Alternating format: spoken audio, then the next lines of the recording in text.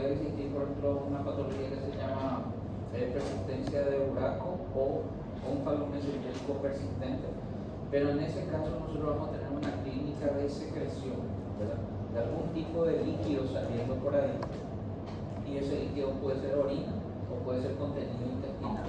Entonces, ahí nuestro interrogatorio y nuestro examen físico van a ser muy importantes, porque le tenemos que preguntar, y la mamá generalmente nos cuenta si sale algún tipo de líquido, si moja su ropita, ¿verdad?, con líquido. Y ¿qué podemos hacer si existiera? Podemos hacer una filtrografía, pero antes una ecografía ya va a ser útil.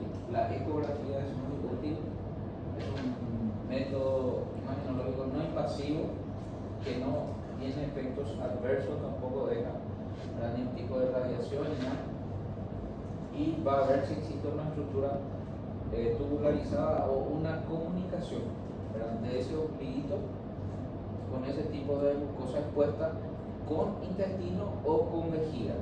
Cuando hay comunicación con la vejiga se llama uraco, y cuando hay comunicación con el intestino se llama persistencia del conducto ónfalo-mesentérico. ¿Está bien? Entonces, así como está en un granuloma, pero debo descartar esas dos otras patologías. ¿Está bien? Puedo tener así epitelizado también, esto ya está con piel cubierta, pero hay un bulto, igual se asustan los padres, ¿verdad?, y los traen.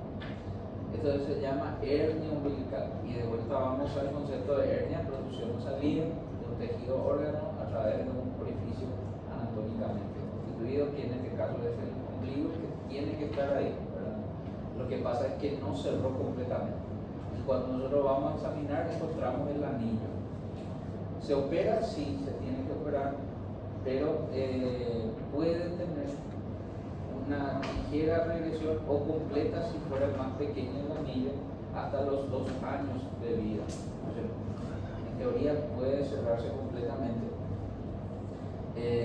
Más frecuente en niños, varones, generalmente de raza negra, prematuros y bajo peso, ¿verdad? Cuidadito con los niños prematuros y bajo peso, porque son predisponentes para muchas cosas, para hernias y para problemas intestinales también, ¿verdad? En este caso, hernia umbilical.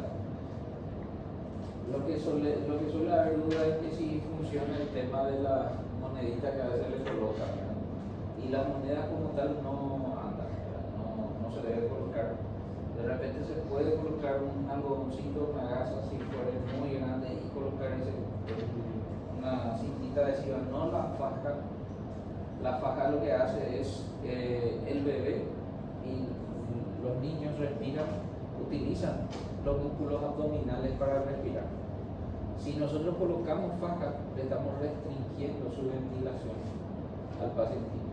Entonces, por eso las mamás, las abuelas y eso a veces colocan la faja, y inmediatamente le pedimos que lo retiren, porque lo que están haciendo es comprometiendo la mecánica del bebé. Entonces es quirúrgico, ¿verdad? Hasta los 2 años puede cerrar o puede disminuir un poco, pero después de esa edad ya no tendrá regresión de ninguna manera y se tiene que operar. Y solemos tener bastantes pacientes con hernia umbilical. Patologías de la pared, hernias inguinales en niños, ¿verdad? Yo sé que ustedes ya vieron en adultos. ¿Qué tipo de hernia es más frecuente en el adulto?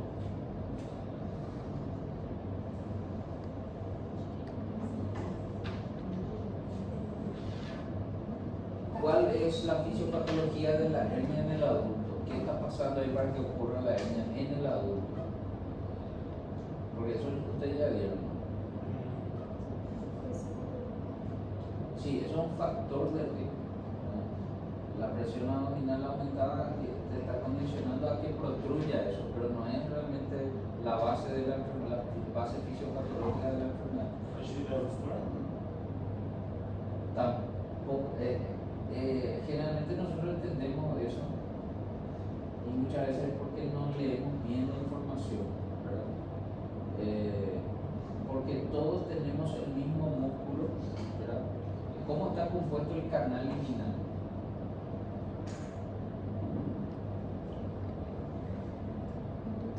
El canal inguinal, ¿cómo está compuesto.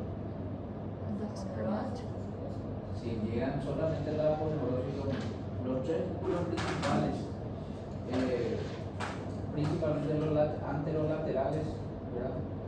Si no contamos el recto anterior a eso, o el 4 con el recto anterior, son los que forman parte de toda la pared de la base y el cuadrado para atrás, ¿verdad? Pero eso no vamos, los anterolaterales principalmente son 4, ¿verdad? Con el recto anterior. Y esas mismas aponeurosis llegan hasta allá abajo, ¿verdad? Formando el canal inguinal. ¿Y cuáles son esos músculos? Las aponeurosis de esos músculos.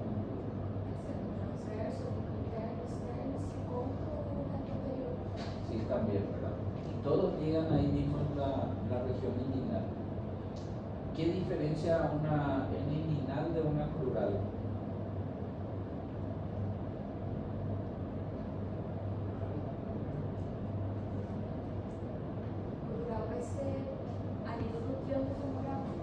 Muy bien, excelente. Entonces está por debajo o por arriba del ligamento inguinal. Por debajo. Entonces, el ligamento inguinal, que por supuesto nosotros no lo vemos, pero imaginariamente sabemos que está a nivel de la espina iliaca superior hasta la espina del pubis. Lo que está debajo de esa línea imaginaria, que corresponde con el ligamento inguinal, es crural, y lo que está arriba es inguinal. Muy bien, y todas las inguinales, la pared inguinal también está formada, el canal inguinal está formado por esos tres músculos. 4 también hace parte del recto, ¿verdad? Pero no hace parte de la estructura misma de las paredes de ese canal. Bien dijiste, oblicuo interno, externo, oblicuo mayor, oblicuo interno menor, ¿verdad? El bien transverso. ¿Qué papel cumple cada uno? Yo quiero ir nomás a la esencia del problema para que nosotros podamos resolver esto de una vez y para siempre. ¿Qué pared forma? ¿Ustedes leyeron el Michans? ¿Aparece bien? No sé si qué libro usa para clínica quirúrgica, para patología quirúrgica, pero aparece, Michans aparece bien también, muy bien. ¿Y el techo o pared anterior del canal cómo está formado? ¿Qué es lo que ustedes ya entraron en alguna cirugía de hernia? Ya, ¿verdad? Primero abordamos la incisión de Felicet, que más o menos sigue la línea del canal. Abordamos bien, tejido celular subcutáneo, y la aponeurosis de qué músculo encontramos primero. Oblicuo externo. Ese es el llamado techo o pared anterior del canal. Entonces, lo que primero que yo corto es el aponeurosis del oblicuo externo para entrar en el canal. Después que yo encuentro ahí.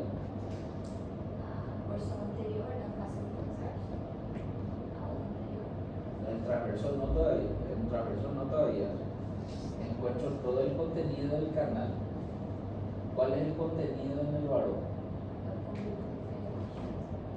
Uno de ellos. Arteria espermática, otro de ellos. Testicular también, el diferencial, espermática o testicular la misma. Y está la diferencial, que son las dos más importantes. Después, el conducto deferente, muy bien, dijiste. Después el 8. El plexo papiliforme, que son las venas, ¿verdad? Que si están hinchadas forman el varicocele, las varices. Pero sobre ese, ¿saben, chicos? ¿Qué ustedes entienden por cordón espermático? Ustedes ya leyeron esa palabra muchas veces, pero nadie les define bien qué es lo que es un cordón espermático.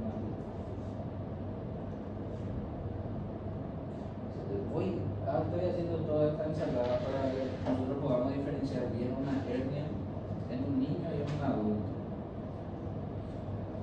Pero es esencial para las dos partes.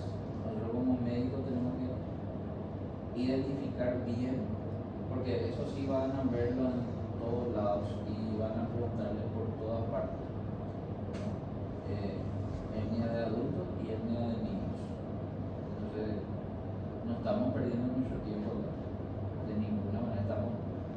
optimizando, porque después ustedes van a leer y fácilmente van a pasar estas páginas que le van a preguntar en todos los exámenes.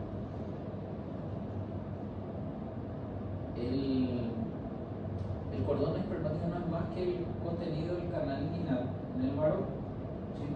A eso se refiere el cordón espermático. El cordón espermático es todo ese cordón que tiene cremaster, fascia cremastérica, para que es una fascia finita, después ya viene ya plexo papiliforme, arteria testicular o deferencial y la arteria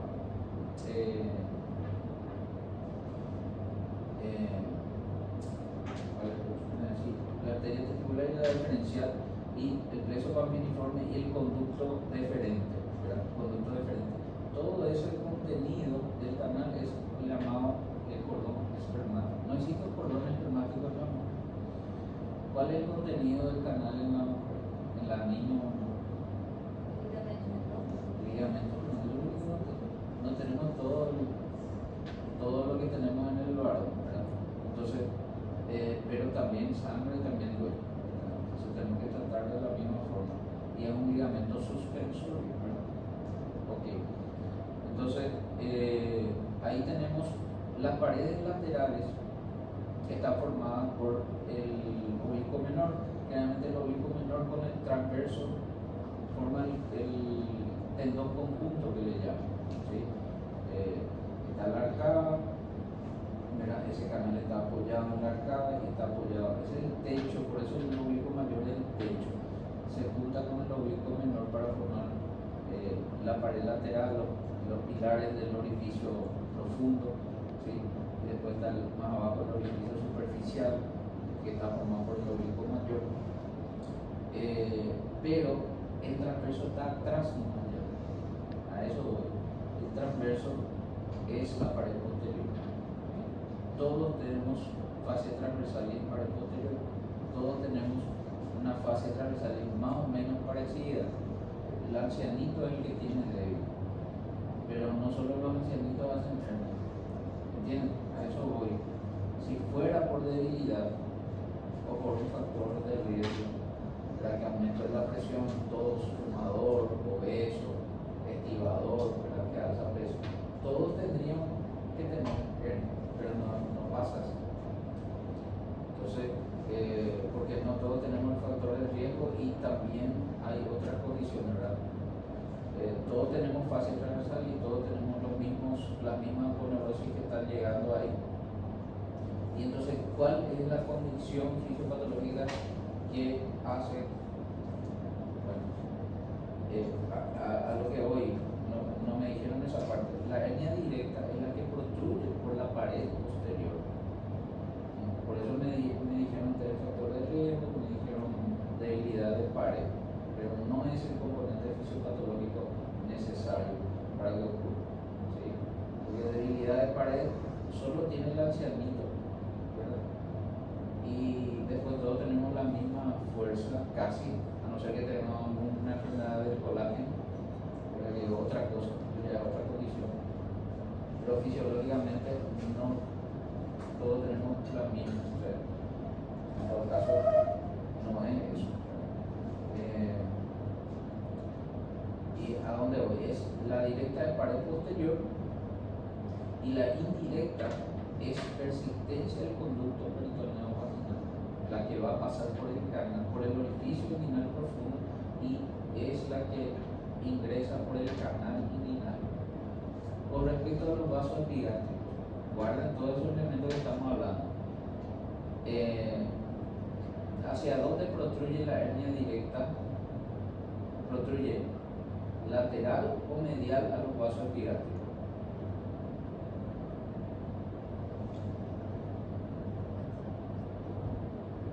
Y la indirecta, ¿hacia dónde protruye? Lateral o medial a los vasos epigástricos. ¿Los vasos epigástricos dónde están?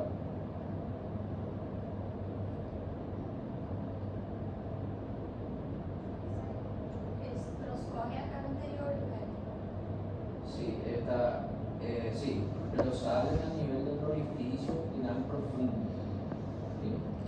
¿Y en qué parte? Pegado al recto. Muy bien, esa anatomía está correcta. Si está saliendo pegado al recto, quiere decir que lo que protruye lateral a esos vasos es indirecto, porque está saliendo por el orificio. Y lo que protruye medial a esos vasos epigastros es directa. ¿Sí? Si ustedes se imaginan cómo está ahí la anatomía. Y por último, para salir ya para que se entienda y que nosotros vamos a pasar. ¿Ustedes oyeron hablar del triángulo o cuadrilátero de Hesselbach? ¿Cómo está compuesto? No es solo un nombre más. Yo puedo darle cualquier nombre o no darle ningún nombre, pero tengo que saber qué está pasando ahí.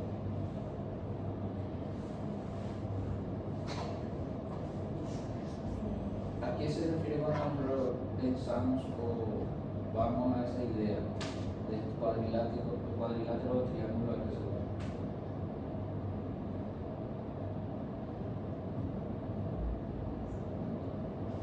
En el Nietzsche parece muy bien. Nos estamos refiriendo a ese lugar, el concepto de protrusión o salida de un tejido visceral a través de un orificio anatómicamente constituido. En la directa, ¿cuál es el orificio anatómicamente constituido? No existe, ¿no? Porque hay una fascia transversal. Todos tenemos la fascia transversal ahí, pero si ustedes ya entran, por eso le preguntaba, entraron a alguna cirugía, esa fascia transversal es finita.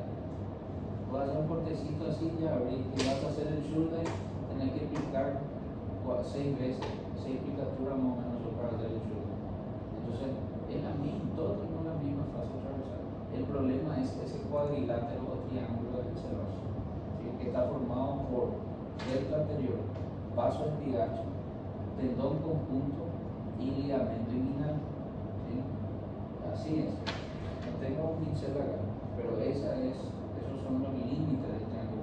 Hay algunos que tienen más abiertos, claro, porque su recto es más separado, el tendón conjunto está más alto, ¿verdad? Este tendón conjunto en vez de estar así, está así, y por supuesto se va a abrir. Este es el ligamento inguinal, este tendón conjunto, acá están los vasos epigastros, ¿verdad? Entonces, el recto está ahí en su posición, pero a veces el tendón conjunto está así, y claro, este es más cerrado, más agudo, mucho más difícil que salga una hernia por ahí, aunque yo alce 200 kilos. Pero si tengo acá más abierto esto, va a ser mucho más fácil construir por ahí. Entonces, esa es la condición fisiopatológica. Un triángulo de Hesselbach de ángulo más abierto es el que condiciona la aparición de la hernia directa. Lo demás son factores de claro. El fumador tiene más posibilidad de tener hernia, el ancianito porque tiene músculos más débiles, ¿verdad? Y el que levanta pesa, la embarazada, porque por el aumento de la presión intraabdominal, el que tiene piedra de vesícula por aumento, el constipado, todos esos son factores, pero no en la causa de la enfermedad. Aunque vos le cures de su obesidad, si él tiene un ángulo abierto, en algún momento va a ser una hernia directa. Y la indirecta es la que protruye a través del canal por la persistencia del conducto peritoneo vaginal. Entonces siempre va a estar en el canalcito. Siempre va a estar acá. Va a ser lateral. Los vasos epigástricos, este es el orificio inguinal profundo, más o menos su ubicación. Los vasos epigástricos están acá, ¿no? Y siempre va a ser lateral a los vasos epigástricos. Y la hernia directa, usted lo palpa acá, medial a los vasos epigástricos. Acá está el triángulo de Hesselbach. Este es el recto anterior, acá va a estar el tendón conjunto, acá están los vasos epigástricos y acá está el ligamento inguinal. Entonces, este triángulo acá se llama Hesselbach, muchas veces está más abierto y eso es para la directa, su condición fisiopatológica, para la directa. Pero la indirecta es una persistencia del conducto peritoneo vaginal. Tanto es que nosotros lo único que hacemos, acá está pasando la hernia, fíjense, acá entró en el anillo superficial, pero nosotros llegamos acá al profundo, ligamos la hernia y se terminó. Ligamos el saquito y se terminó. En el adulto hay que poner en esta parte acá donde está el triángulo de Hasselbalch, acá hay que poner una malla. Se pone una malla acá y muchas veces se pone un conito también, porque dependiendo del giro que sea, de la clasificación que sea, a veces el orificio está mayor a 4 centímetros y hay que poner cono, ¿sí? El orificio inguinal profundo, pero en el niño no. Ojalá les haya servido, porque eso lo van a usar para toda la vida. Ahora vamos a lo que nos toca. Uno de cada 5% de los pacientes puede presentar la hernia inguinal indirecta, que es el 90%, 99% de los casos en niños. Casi nunca vamos a ver directa en niños. Y entonces, de vuelta es más frecuente en varones. Fíjense que las derechas son mucho más frecuentes que las izquierdas.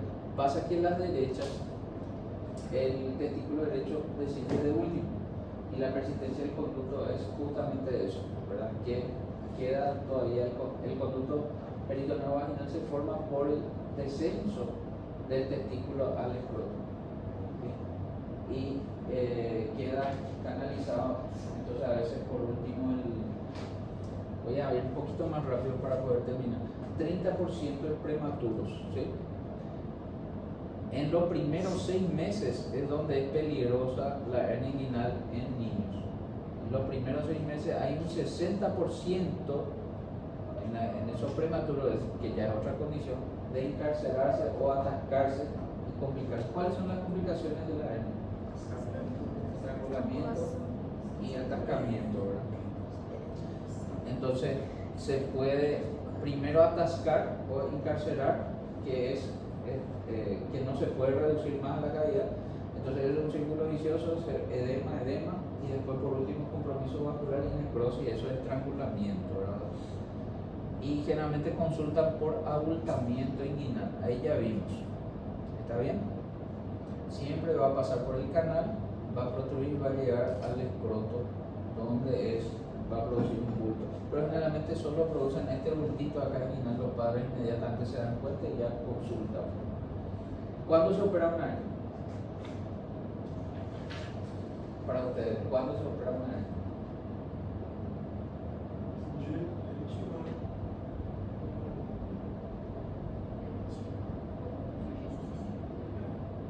Electiva, pero si es una complicación muy bien. Pero esa electiva tiene la salvedad que nosotros decimos que una hernia se opera cuando se diagnostica. O sea que hoy yo estoy viendo a un paciente, sé que tiene una hernia, por supuesto yo le voy a programar, pero le tengo que programar ya hoy para su cirugía. No sé si de 8 meses o 2 meses, pero ya ese paciente ya tiene conducta quirúrgica. ¿Ok? Entonces, no se dilata, no se espera. En ese sentido, ¿qué quiere decir? Hay niños que nacen ya con su hernia y se pueden operar en el mismo hospital donde nacen. Aquí ustedes van a decir, pero acá no hacemos así, porque no tenemos alta complejidad. En hospitales de alta complejidad tenemos natos, porque generalmente, como ustedes vieron, son prematuros o bajo peso lo que tienen.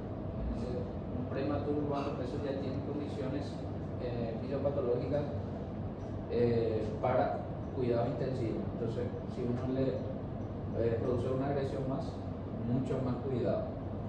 Pero se tiene que operar, o se puede operar ya al nacimiento de esos bebés, o antes del alta de su nacimiento.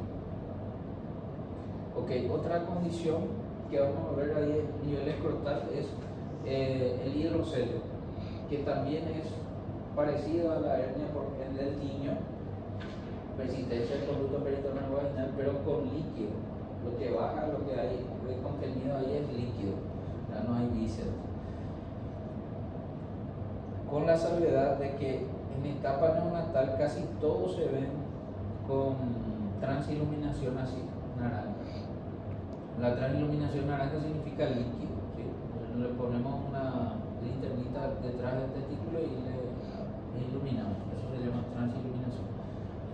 Ahora, patologías que comprometen vísceras intraabdominales, una de ellas es gastroquisis y la otra es un falocelo. La gastroquisis se diferencia de los faloceles que no tiene el ombligo, la membrana del ombligo, la gelatina de Wharton que lo proteja. Entonces, ¿qué pasa con estas asas? Y fíjense que están laterales al ombligo. Este es el ombligo y lateralmente porque su causa es que una de las arterias umbilicales oblitera, necrosa y hace que estas vísceras no retornen a la cavidad y no se cierra ese orificio, queda abierto. Entonces, y sin, claro, protección, por decirlo así, sin cobertura, tienen una perivisceritis importante, está muy inflamada, incluso este anillo puede comprometer, fíjense que este ya está negro, comprometer esta asa y requerir resecciones amplias. La incidencia 1 de cada 2000, más frecuente en prematuros. Su resolución quirúrgica es reducir, ¿verdad?, lo que se pueda. Si no se logra reducir completamente, se coloca esto que se llama un silo. Nosotros colocamos una bolsa estéril, generalmente son bolsas de transfusiones, ¿verdad? No las que están, por supuesto, no son estériles. Y le colocamos para que, como una pequeña chimenea, así, ¿verdad?, el efecto de la presión propia de la gravedad y la desematización que pase con el tiempo haga que vaya reduciendo lentamente a la cavidad, porque lo que queremos es introducir todo esto en la cavidad. Si en la primera cirugía podemos hacerlo, excelente, si no, le dejamos el signo. Esto se hace un ordeño, una medición de la presión intraabdominal indirecta a través de la vejiga con una sonda, porque si está muy comprimido dentro del abdomen también van a necrosar esas asas. Ok, ¿y qué malformación puede estar relacionada? Atresias, principalmente atresias intestinales, diferente a este. Este tiene una cobertura, del ombligo, está en el ombligo mismo, no está lateral, tiene la gelatina a bordo que lo cubre, pero paradójicamente es más patogénica, digamos en otras palabras, más mala. ¿Sí? ¿Por qué? Porque generalmente protruye no solo asas intestinales, sino hígado, estómago, vasos, ¿verdad? Y está muy relacionada a otras malformaciones de la línea media, cardíacas, renales, del tubo neural, malformaciones anorrectales, urológicas, renales. ¿Sí? Entonces, paradójicamente esta y por supuesto es, digamos, si vamos a comparar con el otro, este solamente está asociado con atresias intestinales. Ok, entonces el onfalocele no requiere esa reducción, ¿sí? Requiere cobertura con compresas y después con el tiempo él va epitelizando, justamente por eso, porque el contenido es mucho mayor.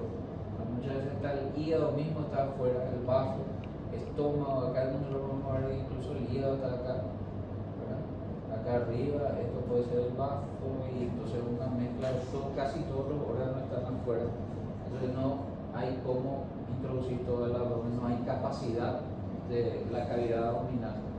Se hace más adelante con neumoperitoneo cuando ya el niño un poco más grande y eso epiteliza todo, queda una piel cubriendo acá, pero por supuesto una pancita que nosotros corregimos en etapas posteriores. Pero para conocer, uno está cubierto, otro no. Gastroquisis no está cubierto, hay perivisceritis en relación con atresias intestinales. Este está cubierto, paradójicamente es más complejo porque está asociado a otras malformaciones y el contenido es de mayor cantidad de vísceras, incluso sólidas, y relacionado con otras malformaciones muy frecuentemente. ¿Okay? Después tenemos intestinal todavía tenemos la atresia intestinal, cuando no se forma todo el intestinito, ¿verdad?, del paciente. Y por supuesto va a tener en la radiografía una dilatación de esta burbuja de aire que se ve, es por la clava que le llaman, el lugar donde tendría que continuarse el intestino, pero no tiene luz, no tiene continuidad, entonces se infla de aire, se llena de aire, queda una bola de aire. ¿Sí? Acá vemos que acá solo hay un puente finito. Por supuesto, las resoluciones quirúrgicas, resección, anastomosis primaria, si hay condiciones, pero si no está muy comprometida esa pared. Okay, puede haber malformaciones duodenales, en este caso una variante es el en vela de viento, le dicen, ¿sí?, diafragma o en diafragma, donde está el duodeno, pero hay como una pared, un diafragma, una estructura que no permite el paso de la luz, ¿verdad?, la tubularización completa. Y acá vemos otra imagen de atresia intestinal. Todas son de resolución quirúrgica, ¿verdad? Y la resolución quirúrgica es de intentar hacer continuidad del tubo digestivo, anastomosis, ¿sí? Resección, anastomosis. No vamos a entrar en esos detalles, pero a eso se refiere. Y por supuesto que son bebés que van a tener clínica de obstrucción, por eso dice causa frecuente. La causa más frecuente de obstrucción intestinal en recién nacidos va a tener vómito, distensión, ¿verdad?, abdominal, y no deposición escasa o nulas, ¿verdad?, porque puede tener algún contenido que quedó de mecón y todo eso y todavía tener deposición. Otro escenario es también un proceso que parece obstructivo, donde el bebé está con una distensión importante, un abdomen distendido, lustroso, pero se trata de una colitis, una enterocolitis, que viene a ser un proceso inflamatorio al principio que se hace infeccioso después, ¿sí? Esa mucosa que no era, por supuesto, desde ya era una mucosa delicada en el sentido que solamente tolera el pecho materno, pero fíjense, estos pacientitos de bajo peso y prematuro hacen estos compromisos por invasión pueden ser cualquier tipo de bacterias, que al momento de nacer, ¿verdad?, empieza a tener complicaciones de la mucosa, son mucosales. Por eso es que tenemos un efecto de círculo vicioso, por decirlo así. Primero se tiene inflamación, enterocolitis, una enteritis, y de todo, muchas veces el colon, que se le escapa, puede producir algunos sangrados, se distiende y vuelven a invadir la bacteria hasta, ¿verdad?, producir incluso perforaciones del intestino. Fíjense cómo está este abdomen, ¿verdad?, una distensión muy importante.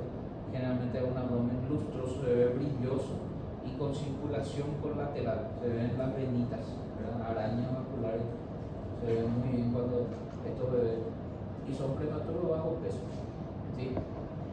No son muy pocos, fíjense, 1 de cada 1000 o 3 de cada 1000. Nosotros solemos ver aquí en el regional, ustedes van a notar por ahí, tienen que estar atentos, ¿verdad?, pacientitos muy distendidos, que no tienen deposiciones, que tienen algunas deposiciones con sangre. En estos casos se hace el guayaco, desde guayaco sangre oculta en eso y sale positivo, y no tolera bien la, ¿verdad?, mama y vomita todo otra vez, casi como un cuadro obstructivo también se presenta. Fíjense, de vuelta voy a, no es que yo sea un fanático de la radiografía, sino que la radiografía es un elemento, ¿verdad?, que podemos contar en cualquier lugar y que nos puede brindar información esencial para el tratamiento de nuestros pacientes. En este caso, una radiografía simple, puede darnos, fíjense en este efecto de edema o de doble pared, ¿sí?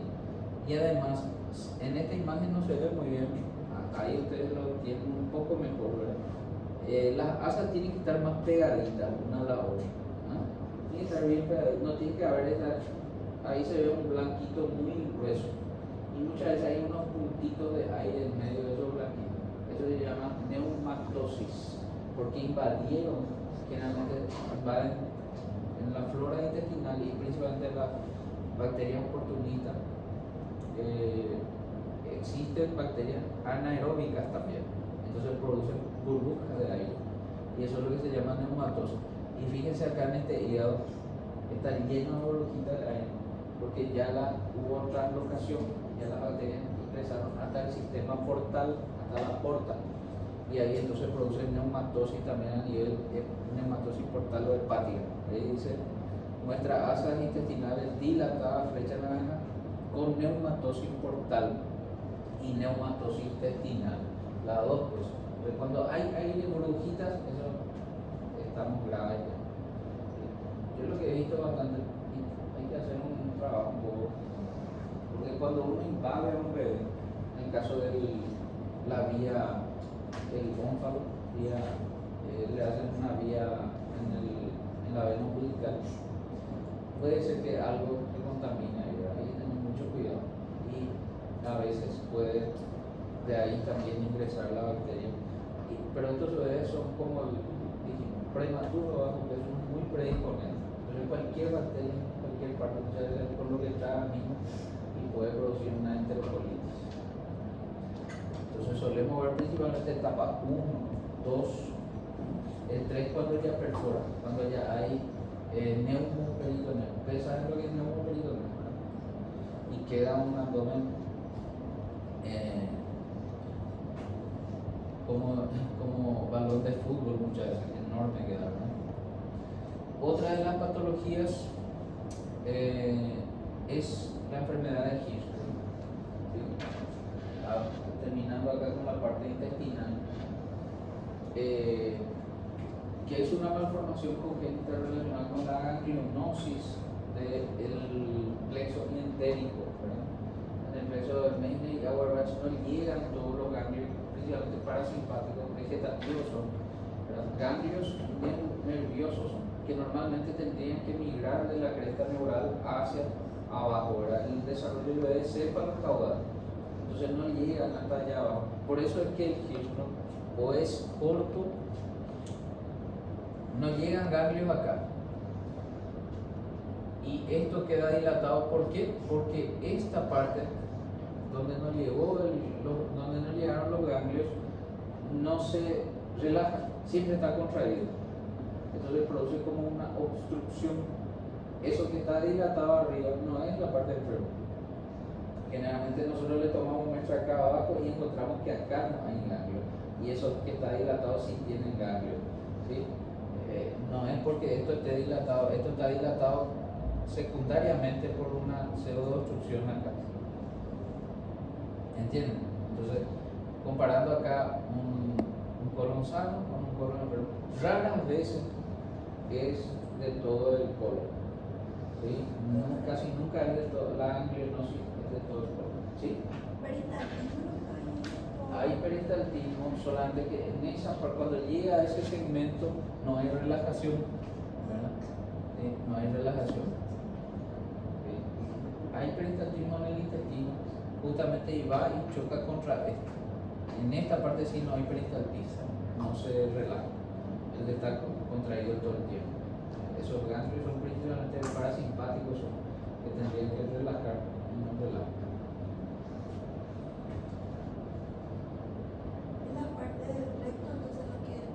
Sí, recto superior, no es recto inferior. ¿Y ese que está dilatado es sano todavía? Ese es dilatado. Muy bien, porque nosotros generalmente le hacemos por vía rectal, a más o menos 7 centímetros del margen anal están las criptas anales o la línea dentada. Sobre eso no hay sensibilidad, y sobre eso tenés que tomar una pequeña muestra a ver si hay ganglio o hay. Si no hay ganglio es un tumor. Eso se hace biopsia y se hace colon por enema, pero es para que nosotros reconozcamos de vuelta más frecuente en varones, ¿verdad? para que reconozcamos. 1 de cada 1000 nacidos vivos. ¿Ok? Entonces, ¿cómo es el comportamiento? Son bebés que ya no tienen deposiciones normales en su nacimiento o distendidos, por supuesto, o que hacen después de varios días una deposición explosiva. Viene así con todo, porque justamente esta parte dilatada se carga tanto que después ya viene con fuerza. Hay que preguntarle a la madre si tiene o no deposiciones y cómo son esas deposiciones. Generalmente ellos cuentan que de tipo explosivo. Ok, entonces eso es más o menos para conocer el quismo también intestinal, ¿verdad? Una patología congénita quirúrgica intestinal. Por supuesto, el tratamiento quirúrgico, resección y descenso del colon sano hasta el margen, hasta la unión rectal. Entonces se reseca el enfermo y se baja lo que está sano, ¿verdad? Hasta más o menos unos 4 o 5 centímetros. Queda todo el recto inferior, pero nosotros le hacemos una sutura de arriba, un poco más arriba. Otra patología anorrectal es la malformación anal, ¿verdad? Anorrectal justamente. Cuando no hay el orificio, no existe el orificio. Por eso es importante que nosotros identifiquemos, porque nosotros vamos a recibir a esos pacientitos, le vamos a hacer su capurro, le vamos a examinar bien y ahí vamos a ver si es que ellos tienen o no colita en todo caso, ¿verdad? Tienen o no anillo. Y generalmente estos pacientitos con malformación anorrectal no tienen, ¿verdad? Fíjense que es más frecuente de vuelta en varones, 1 de cada 5.000, y tiene, como dijimos nosotros, frecuentemente relación con otras malformaciones, ¿verdad? de los bacterias que dijimos, mina, media o bacter. ¿Qué se hace? Se tiene que reconstruir su anito, una anoplastia se hace. Pero muchas veces, y principalmente en el varón, hacen fístulas uretrales a la vía urinaria o a la vejiga. Entonces lo primero que se hace es una colostomía para en un segundo tiempo, con una cirugía más reglada y más cuidadosa, porque ahí está tan pegado a veces la fístula con la uretra que podemos lesionar toda la vía urinaria abajo. ¿Me entiendes? Entonces, la primera cirugía muchas veces es una colostomía, el bebé se queda con colostomía, y después, que es más grande, un poquito más grande, dentro de más o menos el año y medio, se hace su anoplastia y después se corrige otra vez su colostomía. ¿Ok? Malformación anorrectal, entonces también debemos reconocer. Pasando ya a cuello, ya vamos a ir por las últimas partes. Nosotros podemos encontrar lo que se llama quiste tirogloso, ¿verdad? A nivel del cartílago tiroideo, ¿verdad? Y por un defecto del descenso, una persistencia del conducto de descenso de la glándula tiroidea, que es la base de la lengua, puede quedar un conducto persistente y eso llenarse, está en contacto con la base de la lengua, entonces se llena se contamina con la saliva y puede formar pus. El niño viene a veces con pus que se formó y se fistulizó, ¿verdad? Drena el pus, pero hace ese círculo vicioso, siempre tiene, hasta que uno le reseque, y su resección es con un segmento del hioides hasta más o menos la base de la lengua donde se tiene que ligar, ¿sí? De una cirugía anterior del cuello. Generalmente se identifica eso, ¿verdad? Los pacientes vienen ya tarde, porque en la primera etapa no es fácil identificar ni por los padres. Llegan ya con 8, 9, 10 años, ¿verdad? Ya grandecito el pacientito. ¿Okay? Se puede encontrar hasta el 17% de la población general. Hay casos, ¿verdad? Yo operé acá unos cuantos casitos. Este año tenía 2, hace poco no llegó el otro. Operé, creo que uno del año pasado, y ahora tengo otro que me toca, no sé si es en octubre, por ahí me toca otro pacientito con quiste tirogloso de vuelta. Ok, y acá tenemos alguna otra malformación que a veces le llama la atención a los padres, como el apéndice preauricular, que son de restos branquiales. En su etapa embrionaria el bebé tiene como branquias, ¿verdad? Y esos hacen, claro, cada arco branquial constituye una parte del maxilofacial, incluso en el sistema auditivo del pabellón, ¿verdad? Pero en su defecto de cierre quedan estos remanentes, y queda como si fuera acá un apendicecito preauricular con cartílago en su interior. Entonces es resección, pero debe ser resecado también el cartílago que está, porque si no queda otra vez una masita ahí,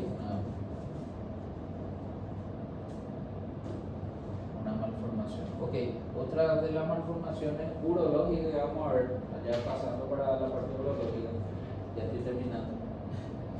Yo sé que todos queremos ir allá. La fimosis. ¿Sí? Fimosis es cuando no hay posibilidad de retraer el prepucio, está muy cerrado, no hay posibilidad.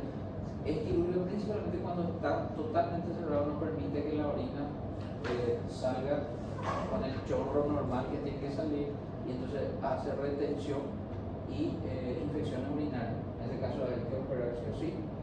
Si no, si hay una apertura para que pueda salir bien el chorro miccional, entonces se puede tratar con corticoides tópicos y él va ablandando, digamos así, la piel, y con el tiempo va retrayendo. Esto, cuando se retrae y queda atrapado, atascada la piel, formando ahí un aro que puede producir edema, compromiso vascular, eso se llama parafimosis. Y la parafimosis se puede reducir con taxi o, de último caso, quirúrgico, ¿verdad? Porque esto queda un anillo acá que atrapa el glande y que puede al final producir compromiso vascular incluso. ¿Sí? Ok, por eso dice acá se opera en la fimosis solo cuando hay obstrucción o infección urinaria.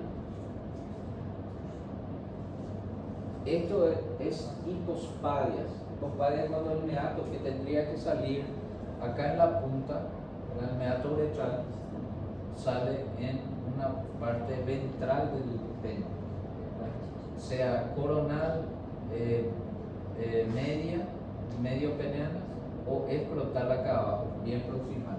Entonces, cuanto más proximal, más grave, ¿sí? Y todos se corrigen con tubularización, ¿sí? Tubularización y glanduloplastia del uréter y el plato uretral. Snodgrass se llama la cirugía que se realiza. Se debe corregir. Snodgrass.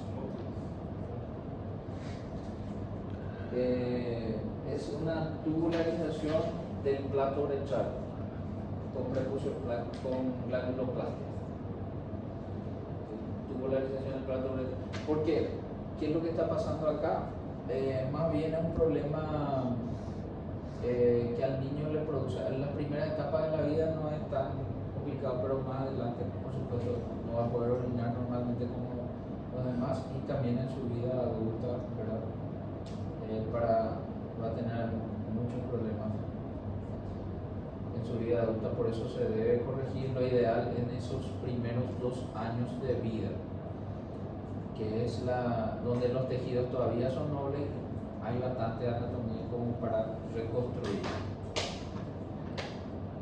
La criptorquidia es una falta de descenso del testículo. Algunos le dicen los testículos no descendidos, ¿verdad? Normalmente en el primer año de vida ya debe haber descendido los 2 testículos. Acá se ve el izquierdo, pero realmente el derecho es el que desciende por último, ¿sí? Pero se forma cerca del riñoncito y va descendiendo.